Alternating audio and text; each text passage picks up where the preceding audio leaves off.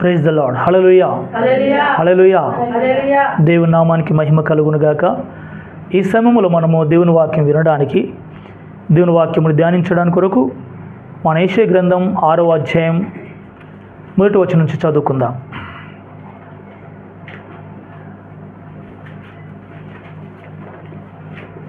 యెషయా గ్రంథం 6వ అధ్యాయం 1వ వాక్యం. రాజైన ఉజ్జియా మృతి నొందిన సంవత్సరమున అత్యున్నతమైన సింహాసనమందు ప్రభు ఆసీనుడై ఉండగా నేను చూచితిని. ఆయన చొక్కా ఈ అంచులు దేవాలయంలో నిండుకొనెను. ఆయనకు పైగా శరపులు నిలిచియుండిరి. ఒక్కొక్కరికి 6 రెక్కలుండెను. ప్రతివాడు 2 రెక్కలతో తన ముఖమును, 2తో తన కాళ్ళను కప్పుకొనుచు 2తో ఎగురుచుండెను. వారు సైన్యములకు అధిపతియగు యెహోవా పరిశుద్ధుడు, పరిశుద్ధుడు, పరిశుద్ధుడు, సర్వలోకము ఆయన మహిమతో నిండి ఉన్నదని గొప్ప స్వరముతో గాన ప్రతిగానములు చేయుచుండిరి. ఆమేన్. హల్లెలూయా, హల్లెలూయా. ఇక్కడ మన వాక్యం చదివాము. పరిశుద్ధ గ్రంథములో నుండి యెషయా గ్రంథములో 6వ అధ్యాయం 1వ వచనం నుంచి చదివాము. ఈ వాక్యంలో ఇలాగ రాయబడింది: రాజైన ఉజ్జియా మృతి పొందిన సంవత్సరమున అని రాయబడింది. అంటే ఉజ్జియా రాజు, ఈయన దేవుని ప్రజలను ఏలుచున్న రాజు. ఇతడి జీవితం గురించి మనం చూసినట్టయితే 2వ దినవృత్తాంత గ్రంథంలో 26వ అధ్యాయంలో ఇతని గురించి సవివరముగా ఉంటుంది. హల్లెలూయా. ఇక్కడ విషయం మనం గమనించాలి. ఉజ్జియా రాజు మృతి పొందగా దేవుడు అత్యున్నతమైన సింహాసనం మీద ఆసీనుడై ఉండడం, ఆయన మహిమపరచబడడం, దేవదూతలు 6 రెక్కలు ఒక్కొక్కరికి ఉన్నవి. వారు దేవుని స్తుతిస్తూ ఆరాధిస్తూ 2 రెక్కలతో మొహమును కప్పుకొని, వాళ్ళ స్వరూపమును కప్పుకొని, 2 రెక్కలతో దేవుణ్ణి స్తుతిస్తూ పైకి ఎగురుతూ, ఇంకా 2 రెక్కలతో వాళ్ళ స్వరూపాన్ని కప్పుకుంటూ, ముఖమును కప్పుకొని 2 రెక్కలతో పై కిందికి ఊపుతూ వాళ్ళు ఇలా స్తుతిస్తున్నారు: యెహోవా పరిశుద్ధుడు, పరిశుద్ధుడు, పరిశుద్ధుడు అని దివారాత్రములు గాన ప్రతిగానములు చేయుచున్నారంట. ఎప్పుడు దేవుని స్తుతించడం, దేవుని ఆరాధించడం జరుగుతుంది అని ఇక్కడ స్పష్టంగా రాయబడిందని చూస్తే, ఉజ్జియా మరణించిన తర్వాతనంట దేవుని స్తుతించడం, ఆరాధించడం, ఘనపరచడం జరుగుతుందంట. అంటే ఉజ్జియా మరణించక ముందు దేవునికి ఆరాధన జరగలేదనా? కాదు. హల్లెలూయా. అంటే దేవుడికి ఆరాధన దివారాత్రములో నిత్యము జరుగుతుంది పరలోకములో.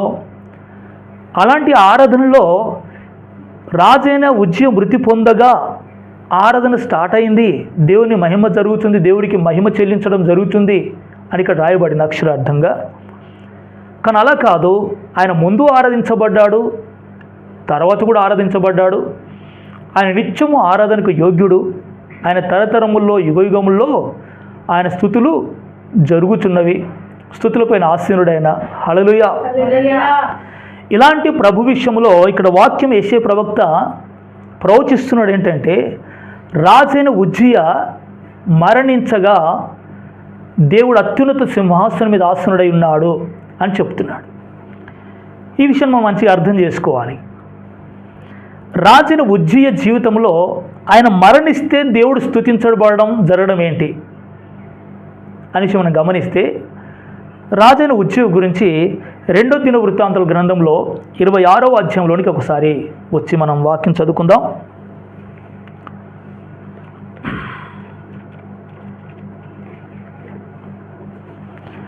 రెండో దినవృత్తాంతములు 26వ అధ్యాయం.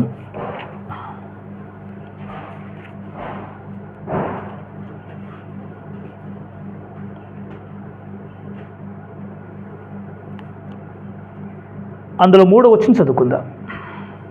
ఉజ్జియ ఏలన ఆరంభించినప్పుడు 14 వాడై యెరూషలేములో 10 సంవత్సరములు ఏలెను. అతని తల్లి యెరూషలేము కాపురస్తురాలు, ఆమె పేరు యెకొల్యా. అతడు తన తండ్రి అయిన అమజ్య చర్య అంతటి ప్రకారము యెహోవా దృష్టికి యథార్థముగా ప్రవర్తించెను. Praise the lord. చాలు. ఇక్కడ మన రాజైన ఉజ్జియ గురించి మనం చదువుతున్నాము. రాజుని ఉజ్జియ స్థితి ప్రారంభంలో ఎలా ఉందంటే యథార్థంగా ప్రవర్తించను అని రాయబడింది. హల్లెలూయా. వాళ్ళ తండ్రి పేరు ఏమని రాయబడింది? అహజ్యా. తమ తండ్రి అయిన అమజ్య. అమజ్య కుమారుడైనటువంటి ఉజ్జియ తన తండ్రి వలని యథార్థముగా దేశంలో ప్రవర్తించాడంట. అంటే యథార్థ అనేది దేవుడు కోరుతున్నాడు. ఎవరి జీవితంలోనైనా కావచ్చు. దేవుడు మొట్టమొదటి కోరేది ఏంటంటే యథార్థమైన జీవితాన్ని కోరుతున్నాడు దేవుడు. అంటే యథార్థత లేకుండా ఎవరు ప్రభును ఆరాధించలేరు, ప్రభును స్తుతించలేరు. ప్రభును ఆరాధించే ప్రతి వ్యక్తి కూడా యథార్థంగా ఆరాధించాలంట. తండ్రిని ఆరాధించేవారు యథార్థంగా ఆరాధించవాలను. హల్లెలూయా. అలాగే రాయబడ్డదని వాక్యం సెలవిస్తుంది. ఎందుకంటే దేవుడు ఆత్మ గనుక ఆయన ఆరాధించేవారు యథార్థంగా ఆత్మతోనూ సత్యంతోనూ ఆరాధించాలి. అంటే యథార్థత మొట్టమొదటిగా ప్రభు మానవుడి జీవితంలో ప్రారంభించిన విషయం అది. అంటే మనిషి జీవితంలో దేవుడు కోరుతుంది యథార్థత. ఎందుకంటే దేవుడు కూడా యథార్థవంతుడు గనుక మనల్ని కూడా యథార్థవంతులుగా దేవుడు సృష్టించాడు. కానీ యథార్థత పోగొట్టుకున్నాడు మానవుడు పాప కారణం చేత. యథార్థత పోగొట్టుకొని తన జీవితంలో ఏం తీసుకున్నాడంటే యుక్తి, అపవిత్రత, తంత్రములు, అనేకమైనటువంటి సైతాన సంబంధమైనటువంటి జీవిత విధానం అంతా కూడా తను కలిగి ఉన్నాడు. యథార్థత పోగొట్టుకొని దేవునికి దూరమై పాపానికి బానిసత్వంలో వెళ్ళిపోయి నిత్య నరకానికి వెళ్ళిపోతున్నాడు. ఇలాంటి వ్యక్తిని దేవుడు మరలా యథార్థవంతుడిగా చేయాలని ఆయన ఈ లోకానికి దిగి వచ్చాడు. ఈ యథార్థత లేనప్పుడు ఎవరు కూడా ప్రభుతో యథార్థమైన జీవితమును కొనసాగించలేరు. హల్లెలూయా. అలాగే ఉజ్జియ జీవితంలో కూడా ప్రారంభం ఎలాంటి వాడంటేనా యథార్థంగా ప్రవర్తించాడంట. ఏ సంవత్సరం సింహాసనం అధిష్ఠించాడు ఉజ్జియ రాజు అని చూస్తే అక్కడ రాయబడింది 16 ఏండ్ల వాడై. హల్లెలూయా. ఎన్ని సంవత్సరాలు? 16 సంవత్సరములో యెరూషలేము సింహాసనం మీద 3వ వచనం చదవండి. యెరూషలేములో 72 సంవత్సరములు ఏలెను. 3వ వచనం చదవాలి ప్రారంభం. ఉజ్జియ ఏలన ఆరంభించినప్పుడు 16 ఏళ్ల వాడై. హల్లెలూయా. 16 ఏళ్ల వాడై ఆయన సింహాసనాన్ని అధిష్ఠించాడు. ఎన్ని సంవత్సరాలు? 16వ సంవత్సరంలో.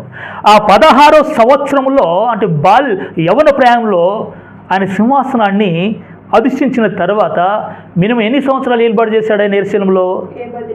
72 సంవత్సరాలు. హల్లెలూయా. 72 సంవత్సరాలు అంటే మామూలు విషయం కాదు ఇది. ఇజ్రాయేల్ రాజుల్లో ఈయనతో ఇంకొందరు ఏలుబడి చేశారు. కానీ చాలా ఎక్కువ సంవత్సరాలు రాజ్యంను పరిపాలించాడు. అంటే ఇన్ని రోజులు రాజ్యంలో నిలకడగా ఉన్నాడంటే ఈయన దేవుడికి ఎంత సన్నిహితంగా ఎంత యథార్థంగా ఉంటే ఇలా నిలబడతాడు ఈయన. Praise the lord. హల్లెలూయా. ఈ 52 సంవత్సరంలో ఎన్ని యుద్ధాలు జరిగి ఉండొచ్చు, ఎన్ని సమస్యలు ఎదుర్కొని ఉండొచ్చు, ఎన్ని పరిస్థితులు అనుభవంలో ఉండొచ్చు. వీటన్నిటిలో కూడా దేవుడు తోడై ఉన్నాడు గనుక ఈయన యథార్థతను బట్టి దేవుడు ఆయన ఏం చేశాడు? నడిపిస్తూ వచ్చాడు. హల్లెలూయా. అంటే ఈయన యథార్థత ఈయన నడిపించింది. మన మంచితనం మనం నడిపిస్తుంది. కొందరు జీవితంలో అపవిత్రమైన జీవితం ఉంచుకొని వారి జీవితంలో ఒక క్రమమైన జీవితం లేకుండగా, దేవుని దగ్గర యథార్థత లేకుండగా, మనుషుల దగ్గర మాత్రం పెద్ద భక్తిపరుల్లాగా చూపించుకొని వెళుతున్న కారణం బట్టి వారి జీవితంలో ఎప్పుడు కూడా వారి విషయంలో దేవుడు సంతోషించేవాడు కాదు. Praise the lord. హల్లెలూయా. కొందరు రాజుల విషయంలో దేవుడు సంతోషించలేదు. వారి ప్రవర్తన బట్టి దేవుడు వారిని త్రోసివేశాడు. మనకు తెలుసు దావీదు యథార్థతను బట్టి దేవుడు సింహాసనాన్ని సింహాసనం మీద కూర్చోబెట్టాడు. సౌలుని ఏం చేశాడు? త్రోసివేశాడు. ఎందుకు? సౌలు యథార్థత లేదు, కానీ దావీదులో యథార్థమైన హృదయం ఉంది. అంటే దేవుని చిత్తానికి సంపూర్ణంగా లోబడే మనస్తత్వం దావీదులో ఉంది. ఎవరిలో యథార్థత లేదో, ఎవరిలో సత్యము లేదో, ఎవరిలో ప్రభు కొరకు తృష్ణ ఆసక్తి లేదో ఆ వ్యక్తిని దేవుడు నెట్టివేశాడు. వారు వాళ్ళ స్థానాన్ని కోల్పోయారు. వాళ్ళు కారణం ఏంటి? దేవునికి ఎదుట వాళ్ళ హృదయం సరైంది కాదు గనక. హల్లెలూయా. ఈ ఉజ్జియా రాజు ఎంతో విస్తరించి తన రాజ్యం ఎంతో విశాలంగా, తన రాజ్యములు ఎంతో సుఖ సంతోషాలు, తన రాజ్యములో ఎన్నో గొప్ప గొప్ప కార్యాలు ఈయన చేస్తూ వచ్చాడు.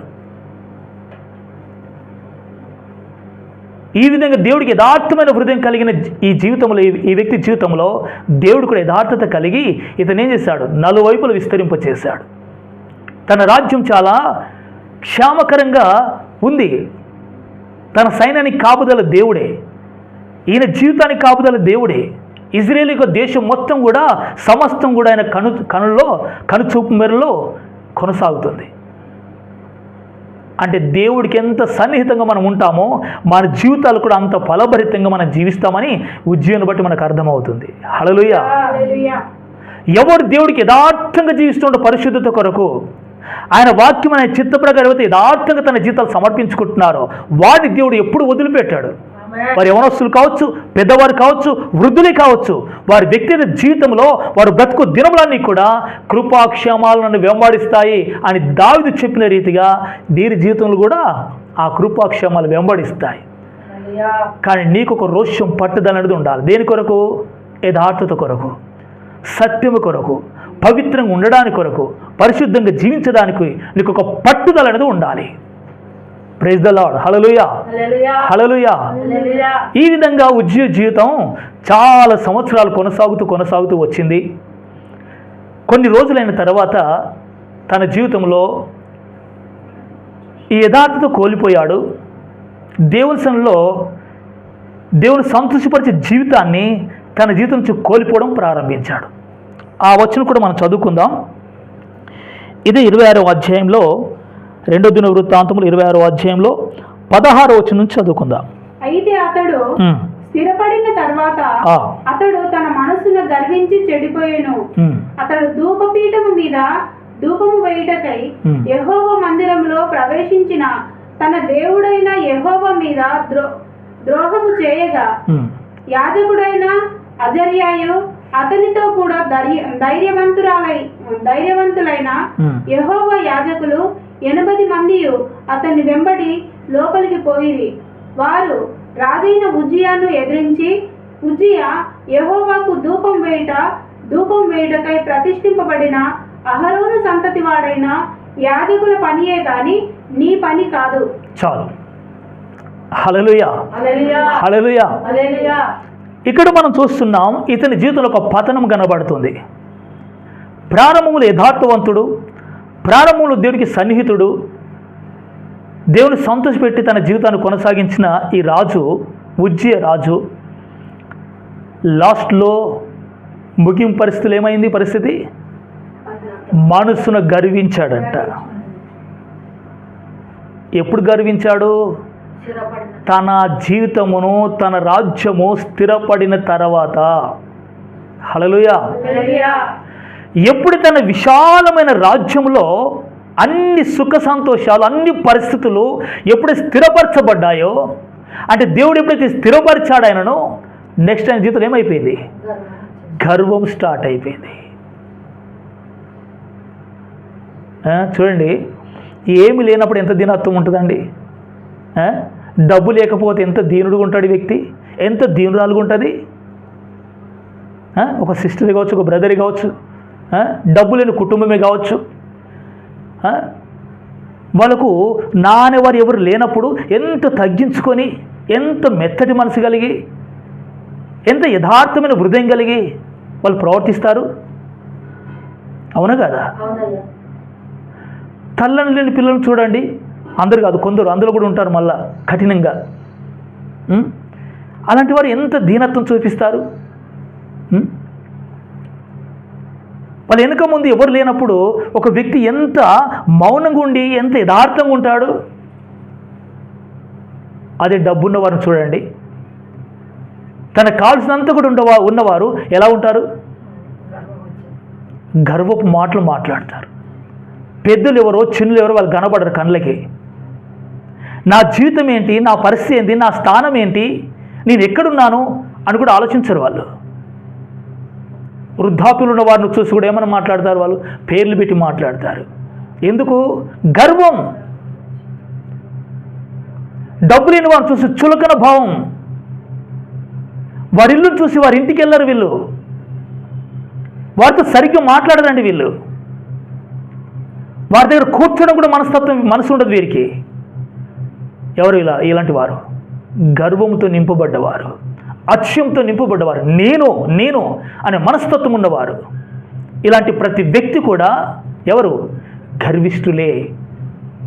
ఇలాంటి వారు లోకంలో ఉన్నారు, క్రైస్తవంలో కూడా ఉన్నారు.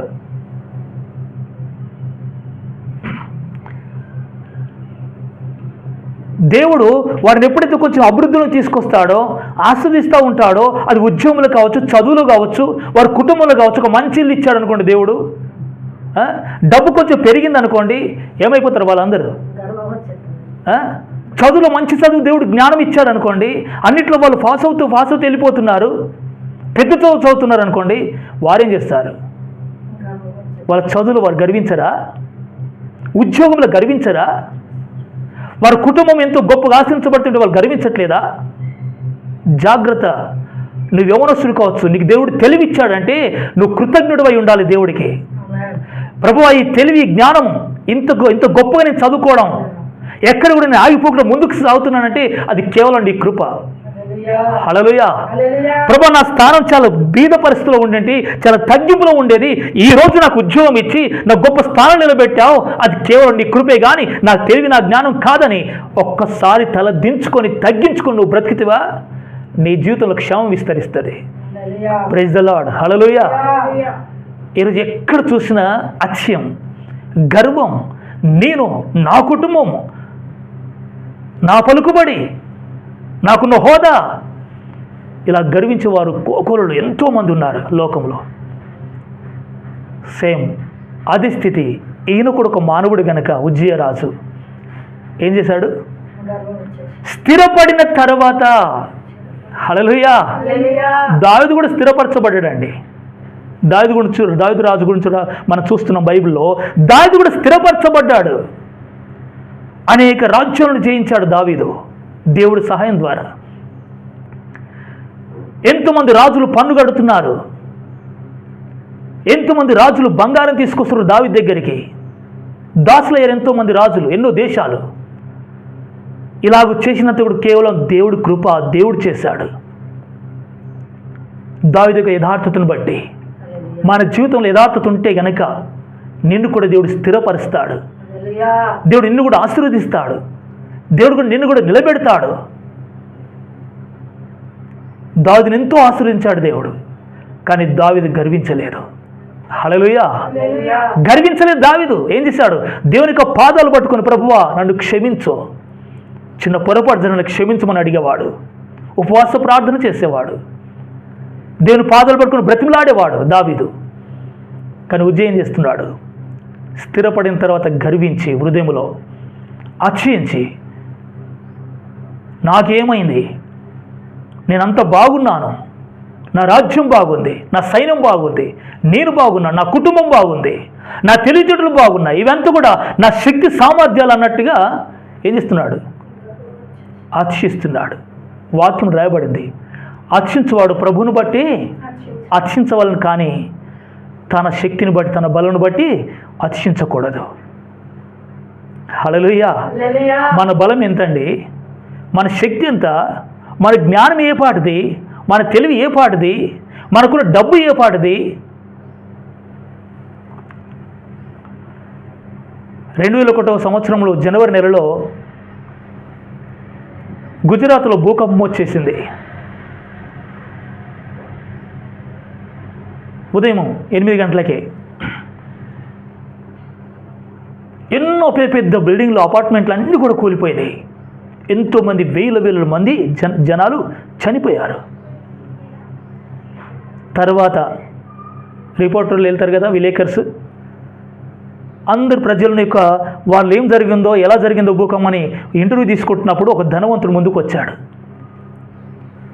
ఏంటండి మీ పరిస్థితి ఎలా ఉంది ఈరోజు అని అంటే ఆయన ఏమంటే తెలుసా, నేను నిన్న కోటీశ్వరుణ్ణి, ఈరోజు నేను బీదవాణ్ణి. హల్లెలూయా. తన అనుభవం చెప్తున్నాడు. భూకంపం రాకముందు నేను కోటీశ్వరుణ్ణి, ఈరోజు నేను ఎవరిని? నా దగ్గర ఏమీ లేదు, నేను బీదవాణ్ణి ఇప్పుడు. అంటే ఏ రోజు ఏమైపోద్దో నీకు తెలియదు, నాకు తెలియదు. Praise the lord. హల్లెలూయా. ఏ రోజు ఏ స్థితులు ఎట్లా మారిపోతాయో నీకు తెలియదు, నాకు తెలియదు. ఇంత అజ్ఞానంలో మనం, ఏమో తెలియని అమాయకులం మనం. హల్లెలూయా. రేపేమి సంభవిస్తుందో నీకు తెలియదు, నాకు తెలియదు. అలాంటి బ్రతుకును మనం కలిగి ఉండి గర్వించడము ఎంత విచిత్రం, అర్చించడం ఎంత విచిత్రం. దేవుడు ఉన్నాడు. ప్రభువా, నేనేమై ఉన్నానో నీ కృప వలన ఉన్నాను. నాకేమి కలిగినా కానీ అది నీ వల్లనే కలిగింది. నీవు లేకపోతే నేను సున్నా, నేనేమీ లేను. నా జీవితం లేదనే కలిగింది అని అంటే కనుక అది కేవలం నీ కృప ద్వారానే కలిగింది. నువ్వు రోజు రోజు తగ్గించుకొని విధేయురాలువై దీన మనసు కలిగి నీ దేవునిట ప్రవర్తిస్తే గనక దేవుడు నిన్ను ఖచ్చితంగా నిలబెడతాడు. నిలబెట్టిన తర్వాత నువ్వు అర్చించకూడదు, ఇంకా తగ్గించుకోవాలి. ప్రభా, ఇదంతా ఇచ్చింది నువ్వే లేకపోతే నాకు తెలివి లేదు, నాకు జ్ఞానం లేదు, నాకు డబ్బు లేదు, హోదా లేదు, ఉద్యోగం లేదు, ఏమీ లేదు, నా బ్రతికి లేదు, నా కుటుంబమే లేదు. నేనున్నానంటే నీ వలన ఉన్నాను. కుటుంబం ఉందంటే ఆ కుటుంబం నువ్వు ఇచ్చావు. ఏమన్నా నాకు దొరికిందంటే అది నీ వలన దొరికింది. ఈరోజు ఉన్నానంటే అది నీ కృప వలన నిలబడి ఉన్నాను. ఈ స్థితి నేను ఉన్నానంటే అది నీ దయ, నీ ప్రేమ అని కృతజ్ఞుడవై తగ్గించుకొని హృదయంలో యథార్థవంతుడవై, యేసయ్యా నన్ను క్షమించు, నా హృదయం కన్నా గర్విస్తున్నానేమోనని ఆయన పాదాలు పట్టుకుని పశ్చాత్తాపడి బదులుగా నువ్వు గర్విస్తే నీ పరిస్థితి ఏంటి? ఉజ్జి ఏం చేస్తున్నాడు? గర్వం. ఎంత గర్వం తెలుసా? హల్లెలూయా. ఉజ్జయ గర్వం ఎంత డేంజర్ అయిపోయింది, ఎంత ఎత్తి వెళ్ళిపోయింది తెలుసా గర్వం. లూసిఫర్ ఎంత హైట్గా ఎత్తుకు వెళ్ళిపోయింది గర్వం. నేను దేవుడితో కూడా సమానంగా నేను కూర్చోవాలని గర్వం, అతిశయం వచ్చేసింది. మొట్టమొదటి పాపం గర్వమే. ఏమయ్యాడిగా లూసిఫర్? ఏమయ్యాడు? దూత. పరలోకము నుండి పాతాళం వరకు పడిపోయాడు. ఉజ్జయరాజు కూడా స్థిరపడిన తర్వాత, దేవుడు ఎంతో ఉన్నత స్థితిలో పెట్టిన తర్వాత అర్చించాడు, గర్వించాడు. ఏమయ్యాడు? లాస్ట్ 0 వరకు దిగిపోయాడు. 100 స్థానంలో ఉన్న వ్యక్తి 0 వరకు దిగిపోయాడు. స్థిరపడిన తర్వాత హృదయంలో గర్వించి ఏం చేశాడు? ఎక్కడికి వెళ్ళాడు ఈయన? దేవుని మందిరంలోనికి వెళ్ళిపోయాడు. ఈయన ఏం చేయడానికి వెళ్ళాడు? ఈయన డ్యూటీ ఏంది అసలు? ఈయన పనేంది? ఈయన ఎక్కడ పెట్టాడు దేవుడు? ఈయన కేవలం ఇశ్రాయేలు ప్రజలను ఏలడానికి కొరకు రాజుగా నియమించాడు తప్ప సేవ చేయడానికి కొరకు కాదు. Praise the lord. హల్లెలూయా. దేవుని మందిరంలో సేవ చేసే పని అది ఇంకొకటిది. ఈయన పని ఇంకొక పని.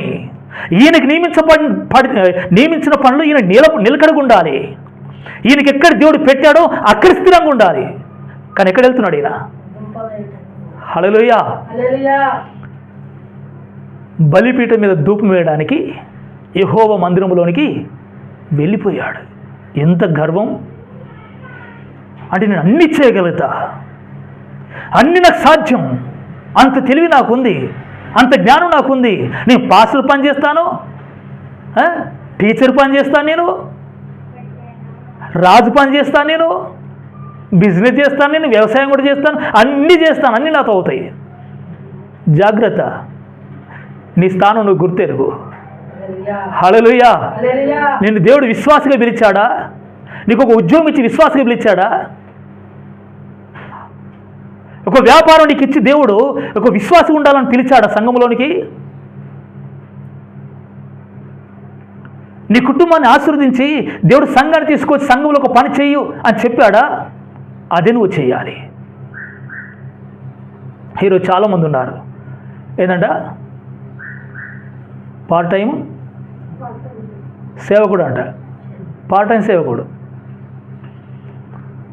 అంటే టైం మిగిలినప్పుడు సేవ చేస్తాడంట. మన సహోదరుడు బ్రదర్ చెప్పాడు, పరిచయం చేశాడు ఒక బ్రదర్ని. పాస్టర్ గారు ఈయన దేవుని నమ్ముకున్నాడండి, చర్చికి వెళ్తాడు, అతి సమయంలో సేవ కూడా చేస్తాడు. ఏం చేస్తాడంట? మరి ఆయన ఎవరు? ఎక్కడ పరిచయం ఆడాయన? బస్ స్టాండ్లో. హల్లెలూయా.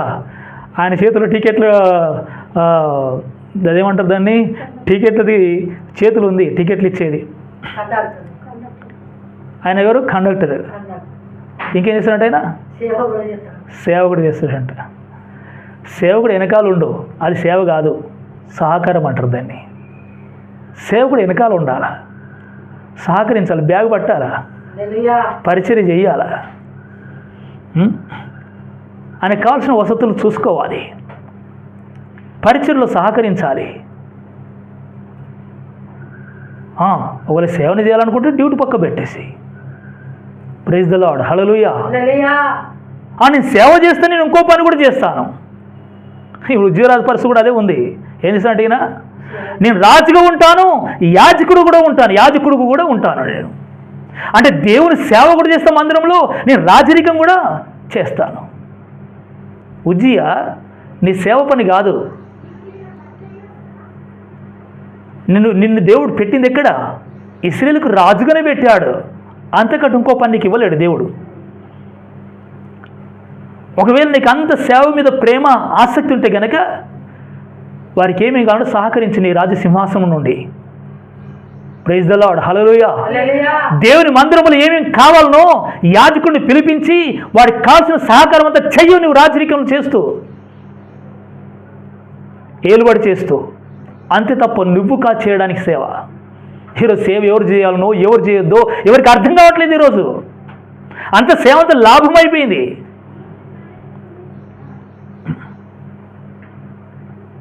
ఉజ్జియా స్థిరపడిన తర్వాత మనసులో గర్వించాడంట.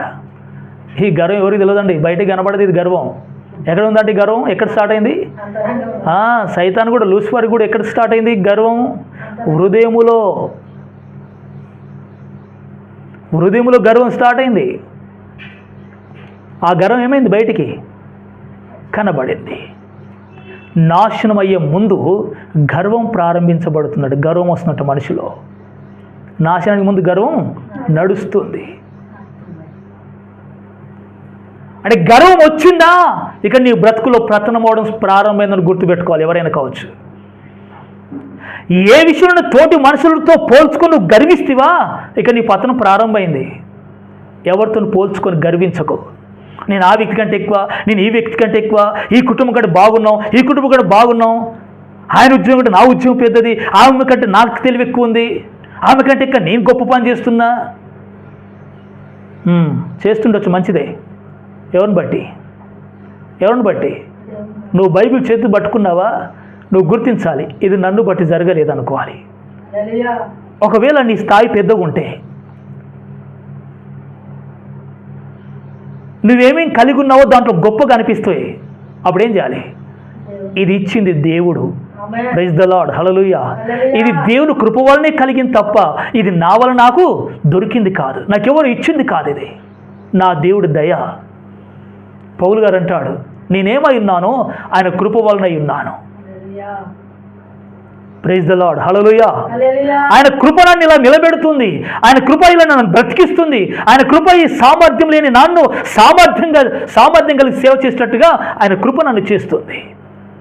ఇంత నేను కష్టపడ్డానంటే అందులో దేవుడి కృప నాకు సహాయం చేసింది కనుక ఆ కష్టంలో నేను నిలకడగా ఉన్నాను. ప్రైజ్ ద లార్డ్, హల్లెలూయా.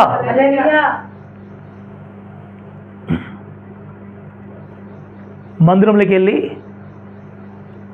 ధూపం వేయడానికి బలిపీఠం దగ్గరికి వెళ్ళిపోయాడు ఆయన.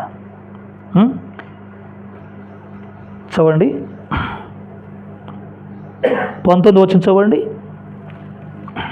ఉజ్జియా ధూపం వేయుటకు ధూపార్తిని చేత పట్టుకొని రౌద్రుడై యాజకుల మీద కోపము చూపెను.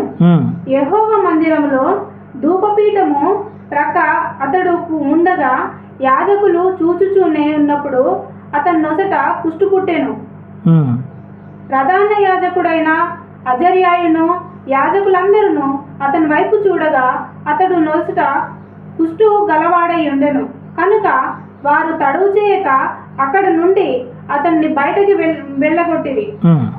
యెహోవా తన్ను మొత్తెనని ఎరిగి బయటకి వెళ్ళుటకు తన్ను త్వరపడెను. ఇంకా చదవండి. రాజైన ఉజ్జియా తన మరణ దినం వరకు కుష్టి అయి ఉండెను. కుష్టి అయిన యెహోవా మందిరంలోనికి పోకుండా ప్రత్యేకింపబడెను కనుక అతడు ప్రత్యేకముగా ఒక ఇంటిలో నివసించుచుండెను. చాలు.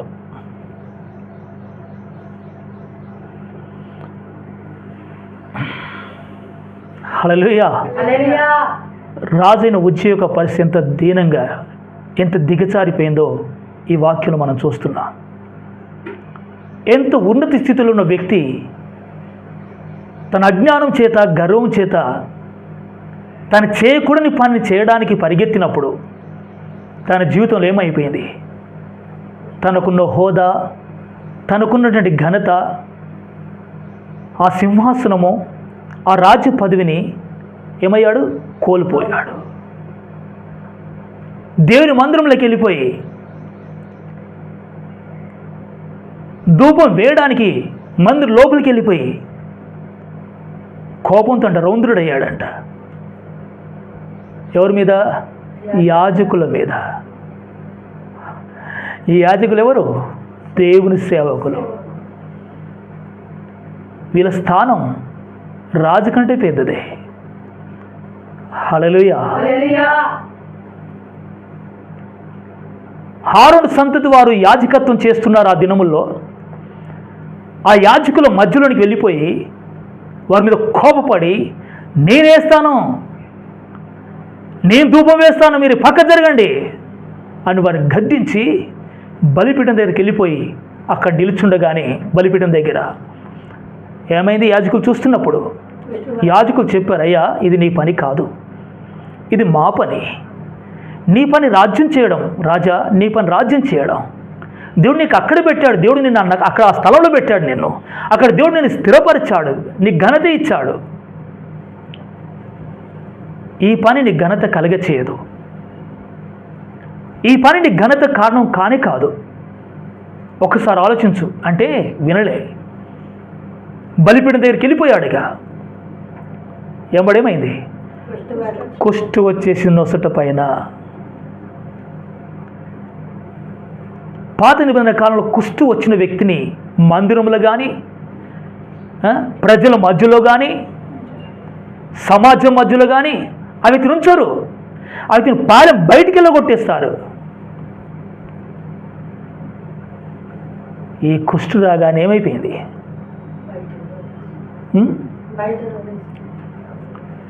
యాజకులు అందరు కలిసి తడువు చేయకుండా ఇలాంటి కుష్టు ఉన్నవాడు మందిరంలో ఉండకూడదని ఏం చేశారు?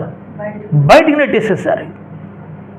కుష్టు రాగానే అతడు మామూలు మనిషి అనేది అర్థమైపోయింది అందరికీ. ఎంబడి బయటికి పంపించేశారు. తన మరణ దినం వరకు కూడా ఒక ఇంటిలో బ్రతికాడంట. ఏమయ్యాడు? ఒక మామూలు గృహంలో బ్రతికాడు ఆయన. అంటే గర్వం ద్వారా ఎంత ఎత్తు స్థానంలో ఉండేనో ఉజ్జియా ఇప్పుడు ఎక్కడికి వచ్చాడు? ఒక ఇంటిలో మామూలు వ్యక్తిలాగా బ్రతున్నాడు. గర్వం నేను నాశనం చేయడానికి వస్తుంది, అత్యం నేను నాశనం చేయడానికి వస్తుంది. చాలామంది అర్చించారు. కొందరు సేవకులు ఎంత గొప్ప సేవ చేసినా నేనేం చేసింది తక్కువేనయ్యా, నా పితరులాగా నేను చేయలేదు, నా ఎన్నుకున్నటువంటి అపుస్తుల వల్ల నేను చేయలేదు సేవ అని కన్నీరు గార్చారు. తగ్గించుకొని వారి యాత్రను ముగించారు. కొందరేమో అర్చించి గర్వించి నా సేవ చాలా విస్తరించింది, నేను చాలా గొప్ప సేవ చేస్తున్నాను, అర్చించి అడుగంటిపోయారు చాలామంది. మన జీవితంలో ఉండడమే ఆయన కృప వలన ఉన్నామంటే, బ్రతకడమే ఆయన కృప వలన బ్రతున్నామంటే, ఊపిరి ఆడుతుందంటే కేవలం ఆయన కృప వలనే అని అనుకుంటే, ఇంకా ఇవన్నీ ఆలోచనలు, తలంపులు, నీ ఉద్దేశాలు, నీ గర్వము, నీ స్వార్థం, ఇవన్నీ ఎందుకు నీకు అవసరమా? ఉజ్జియా ఉన్నత స్థితిని పోగొట్టుకున్నాడు. యెషయా ప్రవచిస్తున్నాడు, ఉజ్జియా మృతి పొందిన సంవత్సరమున ఏమైందంట? దేవుడు అత్యున్నత సింహాసనం మీద ఆసనుడై ఉండి మహిమలో ఆయన ఏమవుతున్నాడు? ప్రభును స్తుతుల మధ్యలో ఆయన ఆసనుడై ఉండి స్తుతించబడుతున్నాడు. ఎందుకు తెలుసా? ఈ గర్వం ఉన్నంత కాలం నీ జీవితంలోనికి ప్రభు రాలేడు. ఈ అత్యం నీలో ఉన్నంతకాలం ప్రభు నీలోనికి వచ్చి ఆరాధింపబడాడు. నీ జీవితం ద్వారా దేవుడికి మహిమ దొరకదు. నీ గర్వము, నీ అత్యము, నేననే స్వభావం నీలో ఎంతకాలం ఉంటుందో అంతకాలం నీ జీవితంలో దేవుడికి నీ ద్వారా ఏమాత్రం సంతోషం ఉండదు. దర్శనం చూస్తున్నాడు యెషయా ప్రవక్త. అంటే దేవుని మందిరంలో ఎవరు ఉండకూడదు? గర్విష్ఠులు ఉండకూడదు. దేవుని సేవించేవారు గర్విష్ఠులుగా ఉండకూడదు. గర్విష్ఠులు దేవుని సేవించలేరు. ఉజ్జియా అనే గర్విష్ఠుడు మందిరంలోకి వచ్చి ఏదో చేయాలనుకుంటున్నాడు. ఈ మందిరంలో నివాసం చేసేది, ఈ మందిరంలో భక్తి చేసేది ఎవరు తెలుసా? దీనులు. Praise the lord, hallelujah. ఈ దీనులు చేయాలి సేవ. భక్తి చేయవలసిన దీనులే, తగ్గించుకున్నవారే. నాకు తెలివి ఉంది, నాకు జ్ఞానం ఉంది, నేను అన్ని చేయగలుగుతాను, ఇటు సేవ చేయగలుగుతాను, అటు నేను ఏ పనిని చేయగలుగుతాను, నేను అన్ని పనులు చేసుకుంటాను, ఈ పని కూడా చేసి ముగిస్తాను నేను బ్రతుకులో అంటే వీడు నాశనం కోరుకుంటుండే తప్ప ఇంకోటి లేదు. అర్థమవుతుందా? నీ స్థానం ఎక్కడో దేవుని ఇంట్లో ఒక ఇంటిలో అనేక పాత్రలు ఉండి ఆయా పాత్రకి ఎలాంటి పని ఉంటుందో అలాగే దేవునికి సంఘములు కూడా అనేకమైన పాత్రలను ఒక వ్యక్తులు ఉంటారు. వారి స్థానం ఏంటో వారు గుర్తించాలి.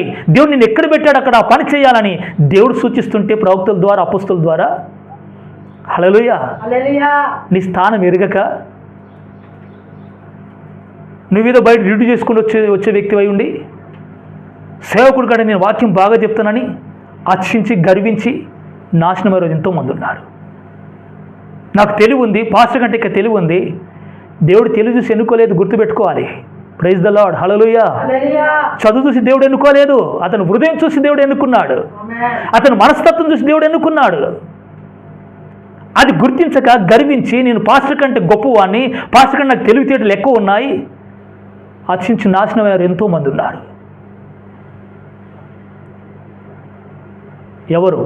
నా స్థానం ఎక్కడ, నా స్థితి ఎక్కడ, నేను ఎవరిని అని ఒక వ్యక్తి గుర్తించకపోతే ఆ వ్యక్తి జీవితంలో ఎంతో గొప్ప నష్టం సంభవిస్తుంది. ప్రేమ దేవుని బిడ్డలారా, మన జీవితంలో గుర్తించాలి, ప్రభువా నేను అర్చించకూడదు, నేను చదువుకున్న బిడ్డనైతే చదువులు అర్చించకూడదు, కేవలం నీ కృప వల్లనే తండ్రి, నీ కృప వల్ల నీ క్షేమం ఈ స్థితి నాలో కలిగింది, ఇంతకంటే నా గొప్పతనం ఏమి లేదు ప్రభా. ఈరోజు నా కుటుంబము ఒక ఉన్నత స్థితిలో ఉంటుంది, నా పిల్లలు గొప్ప చదువుతున్నారంటే కేవలం నీ కృప నా తండ్రి. నీ కృప లేకపోతే మా బ్రతుకులు ఇంతవరకు వచ్చేదే కాదు ప్రభా. నీ కృప లేకపోతే మాకు ఆరోగ్యాలు కూడా బాగుండేవి కావు ప్రభువా.